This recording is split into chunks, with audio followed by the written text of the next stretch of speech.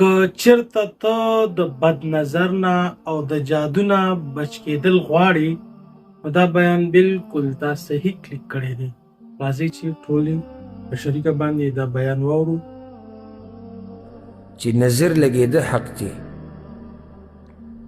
پیغمبر صلی الله علیه وسلم دا خبره ذکر کړې ده چې نظر لګېده دا حق دی، بلکې نظر اوښ پتیلې ته رسوي او انسان قبر ته رسوي، او دا د الله په اذن سره لګي.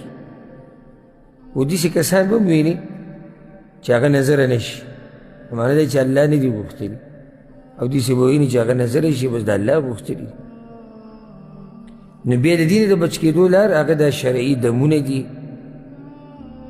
نبوي اذکار، نبوي دعاګانې. دا تعویزونه مویزونه به نه استعمالوي او نه به د کوډګرو او جادوګرو خوا له ځي. نو دویمه خبره دا یاده کوي، کاڼي او تعویزونه استعمالول د دې دپاره چې د نظر نه حفاظت وشي، د بد نظر نه او دغه شان د جادو نه، دا حرام دي، د دې نه شریعت منع کړی ده. او دې کې راته یو خوندور حدیث ویم، دا مخکې موږ څو پیرې بیان کړی دی. د عقبه ابن عامر رضی الله عنه روایت دی، امام احمد راوړی دی او سندن ښه صحیح حدیث دی. وایي چې پیغمبر صلی الله علیه وسلم پسې څه کسان رالو او هغوی بیعت کو د پیغمبر صلی الله علیه وسلم سره، لس کسان، لس. فبایع 9 وامسک عن واحد، نو د 9 سره بیعت وکړو او د دې یو سره یې ونه کړو. فقالوا یا رسول الله بایعت 9 وترکت هذا، خلکو یې د الله پیغمبره د 9 سره دې بیعت وکړو، دا یو دې پرېښو. نو پیغمبر صلی الله علیه وسلم ورته وایي ان علیه تمیمه، د ده په غاړه کې تعویز پروت دی، ځکه ورسره بیعت نه کړو. نو هغه بیا لاس وردن نه کړو، هغه تعویز یې پرېږدو، پیغمبر صلی الله علیه وسلم ورسره بیعت وکړو. او بیا پیغمبر صلی الله علیه وسلم دا وایي من علق تمیمة فقد اشرک، چا چې تعویز په غاړه کړو د شرک وکړو. او امام احمد یو حدیث راوړی، دا هم د عقبه بن عامر نه دی.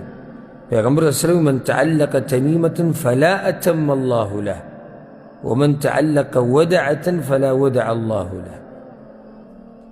او دا ودعه دا په عربۍ کې کاڼو ته وایي، واړه واړه کاڼي چې د دریاب نه راویستی کېږي او خلک یې استعمالوي دې دپاره چې د بد نظر نه بچ شي.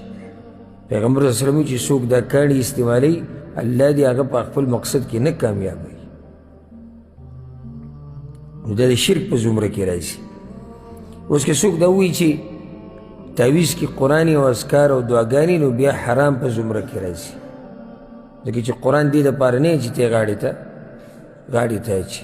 ویجي ته دا نه مني چې دې کې شفا ده، موږ دا منو چې دې کې شفا ده، خو هغه شفا ته ته داسې میلاوېږي چې ته تلاوت وکړې، ته پې ځان دم کړي، خو دغه طریقه خو شریعت نه ده خوري ته غاړې ته واچو. اوس ته د ډاکټر خواله ورشي او شربت ته ترې ټوخي ولیکي چې دې سره به د الله ښه کړي، او تا هغه بوتل غاړې ته اچولی ګرځوي، او غلطه طریقه ده، استعمال یې که. نو قرآن کې شفا شتي، خو په ویلو سره سړي ته میلاویږي شفا، په دم اچولو سره شفا میلاویږي. تعویزونه جوړولو لپاره خو قرآن نه دی.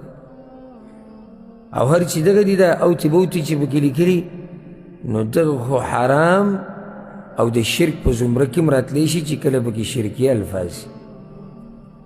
د بعضو نه موږ کولو کړي دي، لیدلي هم دي، نو یا بدوح یا کدوح دی پکې لیکلي، یا فرعون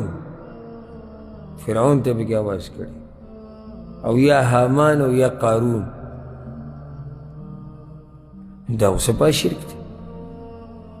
بعضو پکې پیغمبر ته آواز کړی، بعضو بل یو نیک سړي نوم پکې لیکلی، او اکثر پکې څه لیکلي څوک پې نه پوهېږي، بلکې هغه په خپل هم نه پوهېږي، څوک یې چې لیکي هغه په خپل هم نه پوهېږي. او زمونږ یو خپل قصه کوله، وی پوخاني قصه ده، کس مشر دی، وی زمونږ میخ او هغه نه ودرېده، نو وی ډېر څه علاج او کوشش وکړو، خو هغې میخ وي چې زه به ونه درېږم. نو وی زما هغه مور ما ته وایي چې ته لاړ شه دغه فلاني صاحب یاق صاحب پسې او تعویز ترې راوړه. وی ما وخندل چې دا تعویضونه مویزونه نشتی. وی ما ته وی چې راوړه ستا پکې څه کار دی. وی بیا مې سوچ وکړو چې روپۍ راکوي نو دغه روپۍ خو ځان له استعمال کوم که نو ما چې صحیح شو. وی روپۍ راکړي چې دا به هغه له ورکړې ورته وایي چې تعویض ولیکه میخه نه ودرېږي. وی زه لاړم بس پاڼې مې راواغېستې پای کې مې کرښې داسې وویستې او بیا مې هغه په یوزي کې په کپړه کې بند کړو ښه ښکلی بخۍ مې کړو را مې وړه ما چې تعویض سابق صاحب لیکلی. هغې چې هغه میخې ته ور واچوه میخه ودرېده.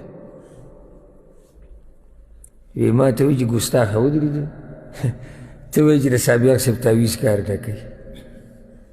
کار یې وکړو که نه.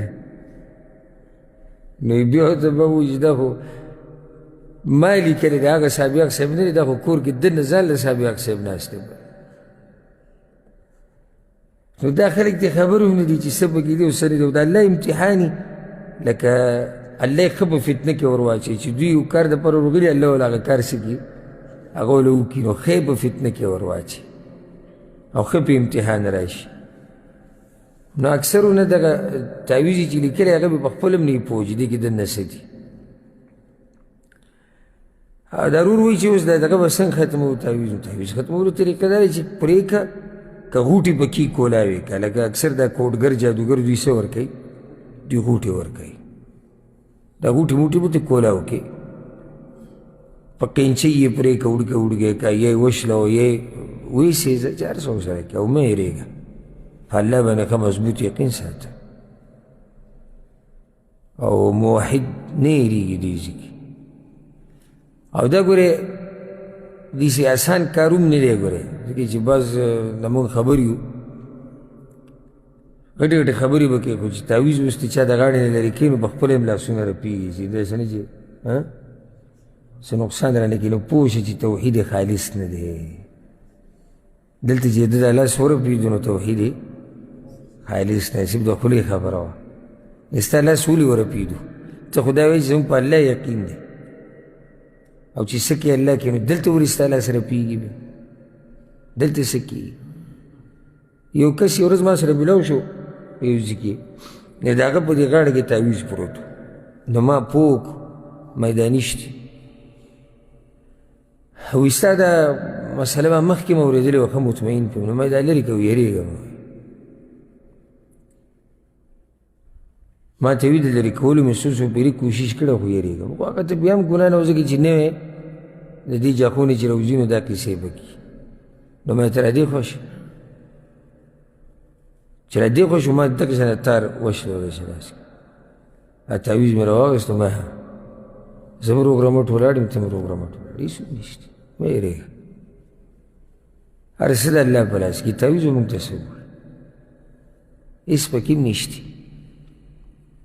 نو بیا به دا تپوسونه شروع شي اوس دې سره څه وکړو او دا څنګه لکه دې سره څه وکړو کولاوې که او دغه کاغذ راواله که دغې پکې لیکلي دا منتر یو غزارې که ویشله او غزارې قرآني ایتونه پکې ویسېږه یا اسې ایتونه دي اذکار دي چې څه محظور پکې نه وي دغه کېده هېڅ خبره نه.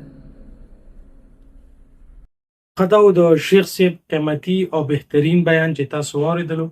دغه شان قیمتي او بهترینو بیاناتو لپاره تاسو زموږ سره اوسئ. السلام علیکم ورحمة الله.